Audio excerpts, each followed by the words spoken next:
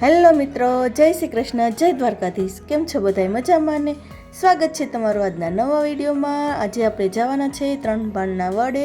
તો આજે હું તમને ત્રણપાણના વડની મુલાકાત કરાવું, તો વિડીયોમાં કન્ટિન્યુ રહેજો। ત્રણપાણનો વડ એ સુરત ખાતે તાપી કિનારે આવેલું છે। પવિત્ર એવી ભૂમિ પર કર્ણના અંતિમ સંસ્કાર કરવામાં આવ્યા હતા।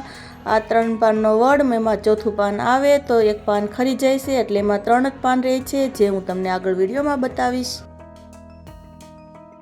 હવે અમે પહોંચી ગયા ત્રણ પાનના વડે। આ છે ત્રણ પાનના વડનો મેઇન ગેટ, અને આગળ એન્ટર થતાં જ મસ્ત મજાની આવી ગઈ ગૌશાળા। જો ગૌશાળામાં ગીર ગાય, દેશી ગાય જેવી અલગ અલગ જાતની ઘણી ગાયો છે। મંદિરે આવેલા શ્રદ્ધાળુઓ ગાયોને નીણ નાખે છે। ગૌશાળા પૂરી થતાં જ અહીંયા કર્ણનું મંદિર છે, ત્રણ પાનનો વડ છે, જે હું તમને આગળ વિડીયોમાં બતાવીશ। મંદિરમાં એન્ટર થતાં જ બહુ બધા સંતોની પ્રતિમા છે, અને આગળ ત્રણ પાનનો વડ છે, કર્ણની સૈયા છે, જે તમે આગળ વિડીયોમાં જોઈ શકશો। અને બીજી બાજુ નાની એવી ખુલ્લી જગ્યા છે।